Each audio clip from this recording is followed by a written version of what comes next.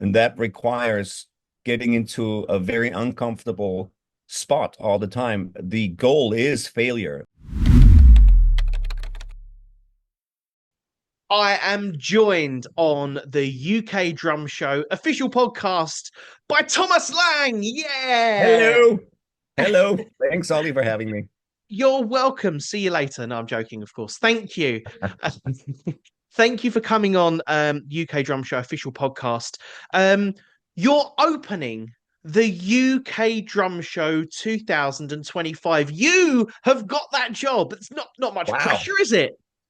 Um, I wasn't aware of that. So yeah, that's gonna be fun because you know what? I like to be on early because then I can watch everybody else jam. I don't like to play after other people have played. Oh, really? Yes. Why is that? Does it like make you nervous Uh, or not? no, not at all. It's if I hear a lot of drumming before I have to drum it myself, my brain gets diluted with a lot of information that I find quite distracting. Oh, And wow. Okay. often kind of like a bit of a turnoff. I don't Okay. have the drum boner if I listen to Yes. drums for hours before I have to play. You know what I Okay. mean? It's a thing. I don't know. I try to avoid listening to other people before I have to play. After, great, no problem. Mhm. But I absorb other people's drumming very intensely when I listen to it. And then my brain's just full of all this information. And I find it dilutes from my own kind of vibe a little bit. If I listen to a lot of like cliches, you Yes. know, it's like, yeah, and it's a bit of a turn off. Yes. I So I'm understand. happy. Thanks for that information. It makes me feel good. Just I also have to leave really early because I have a show in Poland the next day. So it's oh. probably also a good idea to go on early. Okay. Okay. Well, it's Maybe it's that's gonna why be they a. arranged it. I would imagine so. Um. And after all these years, Thomas, it's fair to say that you're still on top of your game. You're still one of the best living drummers on the planet at the moment. What still excites you about walking onto a stage like that? A drum exhibition, a drum clinic, and bearing in mind the UK Drum Show and the Europe Drum Show now are the two biggest drum exhibitions and clinics in the world. Really? Are they? Yes. Wow. Um, well, what still kind of turns me on is, I still enjoy playing, and especially drum shows. There are not, that's a very rare thing, really, in my day job. You don't get to play just solo drums and solo performances that much. Uh, Even although it may seem like I do a lot of these things, it is still sort of a rare thing for me to do. So I enjoy, first of all, that whole scenario of being able to just do whatever the heck I want to do, and fully nerd out on the drum set and show some maybe more innovative ideas and more modern approaches to playing and share that flavor, at a show like that. I enjoy that. I think my playing's still quite different from other people's playing, and I enjoy just doing my little shtick and sharing my ideas with an audience that's very attentive and like-minded, hopefully, uh, and able to absorb a lot of that information, understanding what I'm doing. That's always enjoyable. And I love to, entertain at that level. Um, it's fun. Um, you don't always get to go nuts, in such a niche way.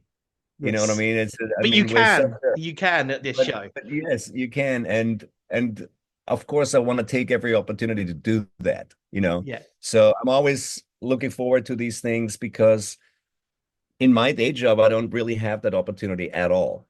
Most of the time what I play is very disciplined And yes, very cliche because that's sort of what's demanded in our everyday work. So I just really enjoy stretching a little bit and also hopefully inspiring Mm. others, with that. And just showing what the potential is a little bit and where we could potentially go in our playing and the developing of the instrument.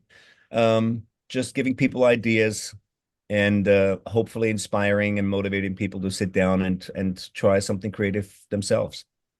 You're one of those drummers that I feel like I have to be ready to see Thomas Lang when I'm scrolling through Instagram and Facebook, because one minute I can see you play something and I think, oh my God, like I've got to try that. And then some days I'll look at your footage or what you're putting out there and I'll just get my drumsticks and I go, nope, I'm just never going to be able to do that. It's not, it's not going to happen Really? because, well, your limb independence is like, I don't know any drummer that can do what you do, especially with such precision and such control. I feel like you're about nine people in one. If there was ever going to be a human octopus on the drums, I genuinely think it would be you. Um, Well, ob- Obviously known for your that kind of ridiculous independence, if you like. What's kind of one seemingly basic thing that you think a lot of drummers perhaps still overlook today, whether that be their practice regime or something they might overlook in the studio? What is something that you've noticed within other players, perhaps, or even in one yourself? thing, yeah, one thing that comes to mind is just the ability to keep time with their left foot while they're doing stuff on the kit, Mm, whether it's in a basic groove context or while they're soloing. Um, just the ability to keep time with one limb with the left foot on the hi-hat, in quarter notes or eighth notes or something like that. That's a totally lost art. And I find that very sad to see. I see a lot of young students who started playing the drums using a double pedal right away and completely neglecting sort of the timekeeping component when they're soloing, between hands and right foot and doing like linear stuff, whatever it is on the mhm. kit, and not being able to anchor that to a pulse. Um, Right.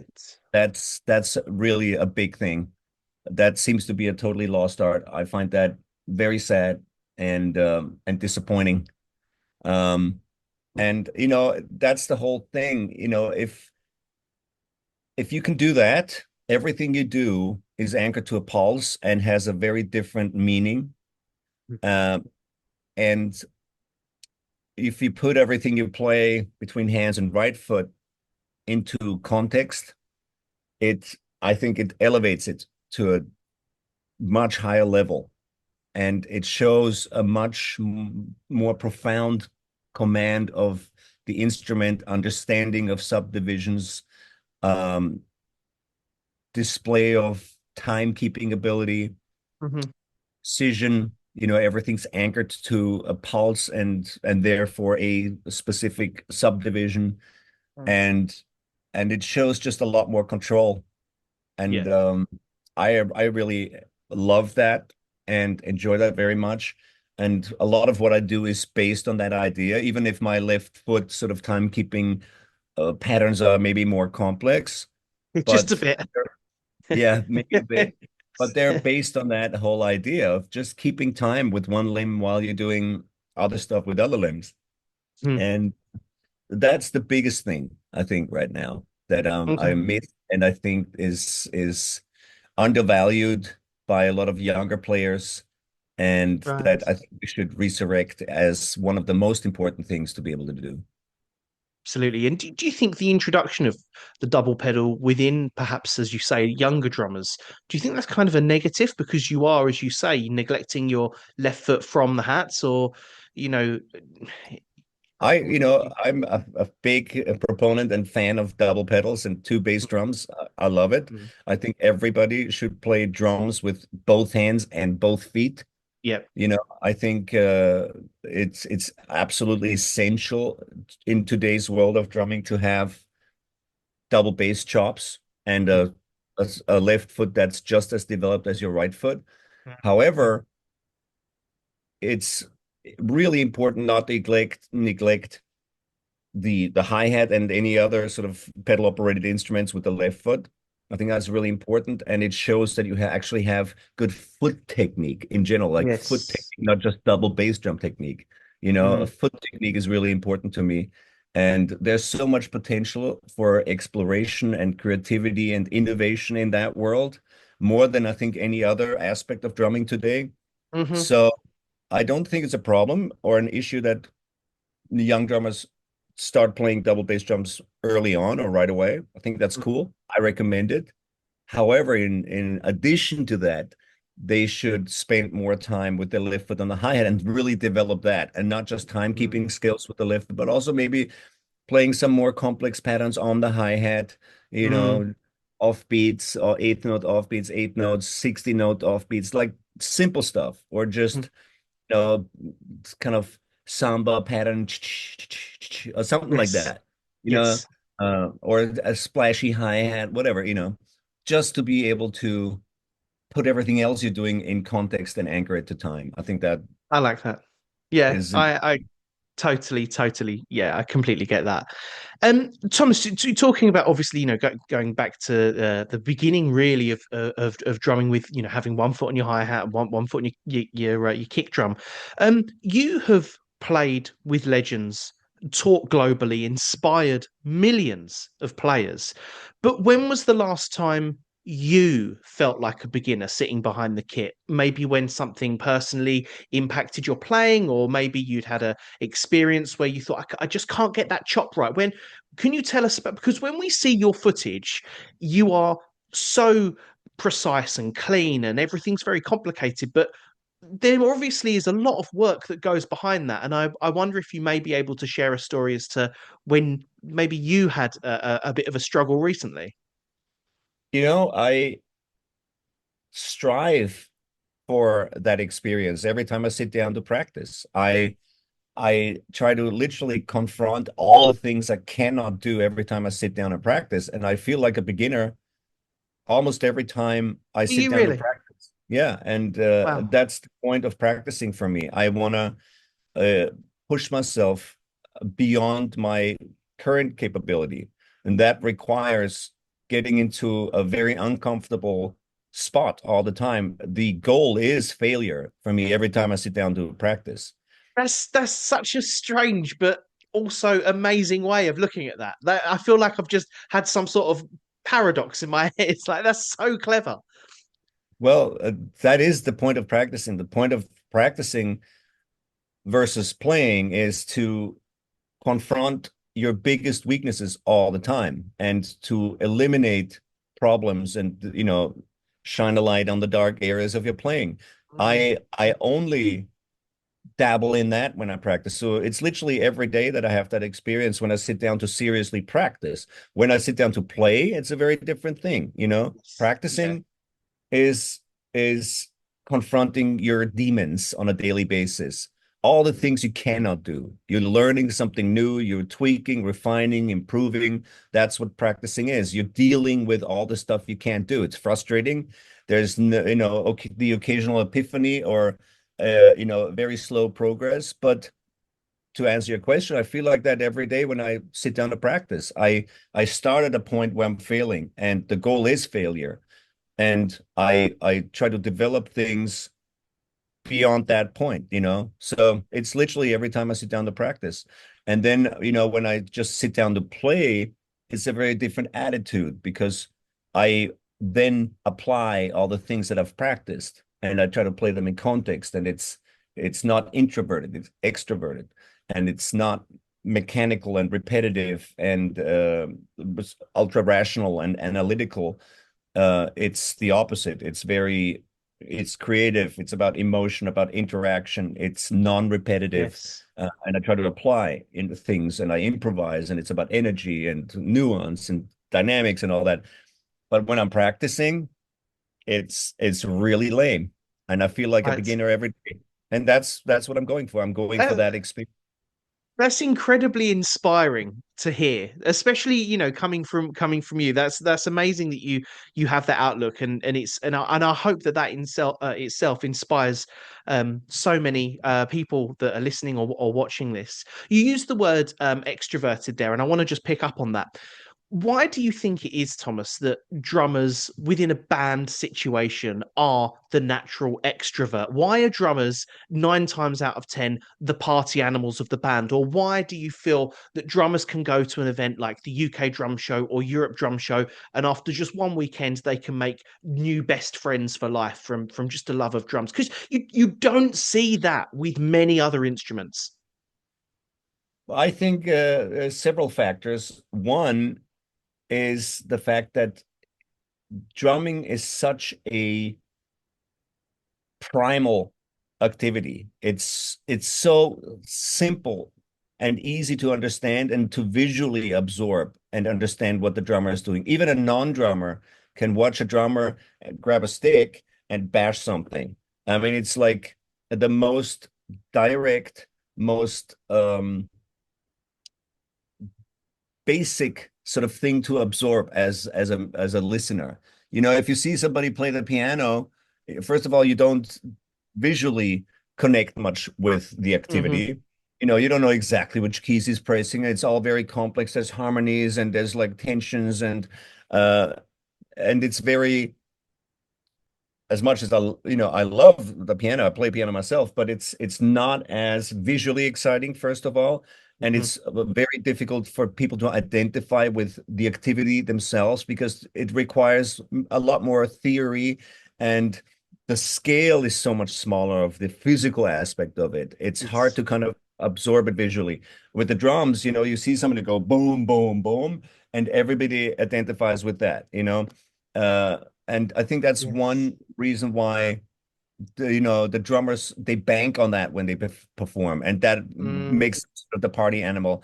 We can use that to become more attractive on stage. We can really sort of drive it home with big movements and make everybody see exactly what we're doing. And it's easy to impress somebody if you're wailing and headbanging at the same time. Everybody's like, oh, I know exactly what he's doing. He's bashing that thing, and then he's bashing that thing, and then those two yes. things really fast, and it's very comprehensive. The performance and the playing and the simple physical activity of it. And because why do drummers become best friends immediately? It's also, I think, very simple. It's because anybody who does what we do and uh, acquires a high level of skill um, is automatically, I think, understood by fellow drummers. We Hmm. all know what it takes to get there. We all have respect for somebody's achievements on the instrument because we know exactly how difficult it is, how hard it is, how much work it is, how much discipline it requires. And I think we can identify with each other very, very much. And the fact that there is no ego involved, like with other instruments, Yeah. um, is because of the nature of the activity, I think. When a guitar is an amplified instrument, usually you go, through a whole bunch of effect boxes and amp settings and all kinds of stuff to get Mm. your sound, and and Yeah.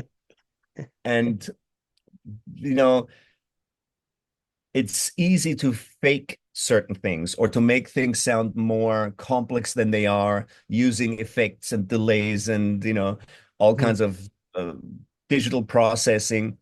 On the drums, on an acoustic drum set, there is none of that. It's a No. piece of wood and a drum head, and Mm. everything happens there. So it's all about the hands and the Yes. feet and the very simple physical uh you know aspects of it. And if I see another drummer and I see somebody play really well, I'm like, wow, it took so much to Yes. get there. And without any ego, I can just would happily say, like, dude, that was amazing. You Yes. know, and and the thing is also we share, like, this is how you do it. This is how you do that. This is how you do that.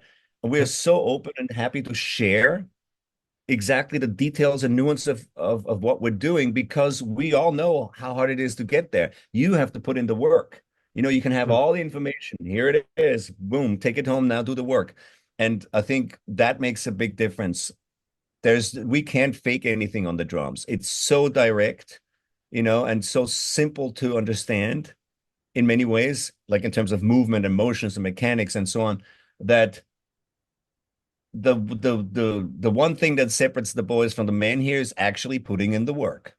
Yeah. So everybody who's sounds great and is a great player has put in the work, and everybody has respect for that. There's no reason to hide anything Hmm. or like withhold information like many guitar players do, like what their settings are and what they're doing Yeah. exactly. They're like, no, this is my thing. I'm not sharing that.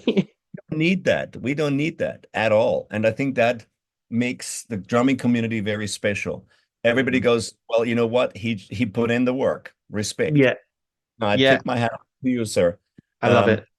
and and everything else is just like, of course, there's personality and like specific ideas and creativity and all that, but that's all very sort of attached to the individual. And we Mm. have respect for that too, for their individual approach and maybe their ideas or creative interpretations of things that already exist. Mm. But at the end of the day, you just got to put in the work. Yeah. If you don't put in the work, it's like, okay, well, you don't sound great. Carry on, but if somebody put in the work, you have to have respect for that. And as you know, in the world of drumming, there's no room for ego, you No. know. It's No. yeah, you just got to put in the work, and then That's there'll be a lot of love from fellow drummers. 100%, 100%. And one place you're going to feel a lot of love, Thomas, is the UK Drum Show between the weekend of the 18th and 19th of October. We are so excited not only to have you, but to be opening the entire weekend. My last question for you on Yes. the UK Drum Show official podcast is what are you going to be bringing to the table that perhaps other drummers of that main stage might not? For example, on last year's UK Drum Show podcast, Nick Collins said he was going to make his session interactive. Chris Coleman said it would be a miracle if he just turned up. So, what for you? What for you is going to be the kind of the stamp of Thomas Lang that you're going to leave on that stage and leave everybody inspired with after you've finished? Well, I will bring definitely a pedal setup that nobody else is bringing to the show.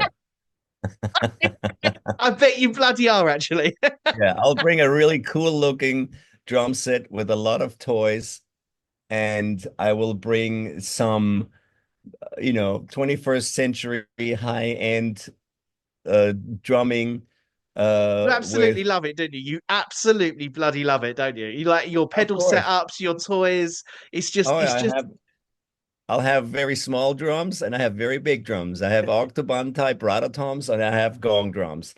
I'll bring all my foot toys and some very interesting sounding um, elements and instruments in my drum set that are probably not like anybody else's drum kit.